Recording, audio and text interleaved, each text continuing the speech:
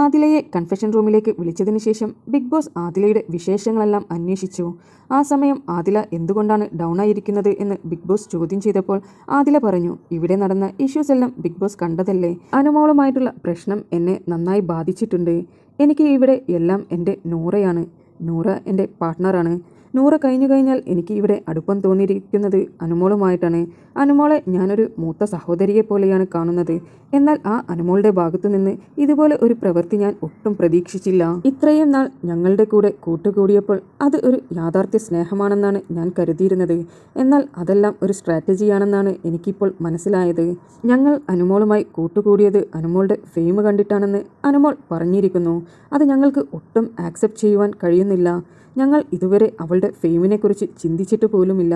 ഇത്രയും ആത്മാർത്ഥമായി മനസ്സുകൊണ്ട് സ്നേഹിച്ചിട്ട് അവൾ ഇന്നലെ പറഞ്ഞ കാര്യങ്ങളെല്ലാം കണ്ടിട്ട് സഹിക്കാൻ പറ്റുന്നില്ല. അനുമോളോട് ഞങ്ങൾ ഉള്ളിൽ നിന്നുകൊണ്ടാണ് സ്നേഹിച്ചത്. എന്നാൽ അത് അവൾക്ക് മനസ്സിലാക്കാൻ കഴിയുന്നില്ല. ഞങ്ങൾ അവളുടെ എന്തൊക്കെയോ കണ്ടിട്ടാണ് അവളുടെ കൂടെ കൂടിയിരിക്കുന്നത് എന്നാണ് അവൾ പറയുന്നത്. ഞങ്ങൾ ഇതുവരെ അങ്ങനെ ചിന്തിച്ചിട്ട് പോലുമില്ല. ഞങ്ങൾക്ക് അതിൻ്റെ ആവശ്യവുമില്ല. ചിലപ്പോൾ അറിയാതെ പറഞ്ഞതായിരിക്കാം. എങ്കിൽ അവൾക്ക് തെറ്റുപറ്റിയെങ്കിൽ ഞങ്ങളോട് ഒരു സോറി പറഞ്ഞാൽ തീരാവുന്നതേയുള്ളൂ. എന്നാൽ അതിന് അവൾ ഇതുവരെ മുതിർന്നിട്ടില്ല.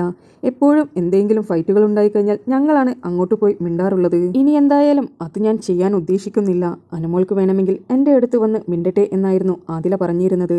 ആ സമയം ബിഗ് ബോസ് പറഞ്ഞു, നിങ്ങളിവിടെ വന്നത് ഒറ്റയ്ക്കാണ്. അതുകൊണ്ട് ഇതുപോലത്തെ ബന്ധങ്ങളെക്കുറിച്ച് ഒന്നും ആലോചിച്ച് ടെൻഷനാകണ്ട എന്നായിരുന്നു ബിഗ് ബോസ് പറഞ്ഞിരുന്നത്. ഇതിൽ നിന്ന് മനസ്സിലായി ആദിലയ്ക്ക് ഇപ്പോഴും അനുമോളോട് എത്രമാത്രം സ്നേഹമുണ്ടെന്നുള്ളത്. തീർച്ചയായും അവരുടെ ഫ്രണ്ട്ഷിപ്പ് നല്ലൊരു രീതിയിലുള്ളതാണെങ്കിൽ അത് തുടർന്ന് തന്നെ മുന്നോട്ട് പോകട്ടെ എന്ന് ആശംസിക്കുന്നു. നിങ്ങൾക്ക് ബിബിയുടെ പുതിയ അപ്ഡേറ്റ്സ് അറിയുവാൻ താല്പര്യമുണ്ടെങ്കിൽ എൻ്റെ ചാനൽ സബ്സ്ക്രൈബ് ചെയ്ത് സപ്പോർട്ട് ചെയ്യുക.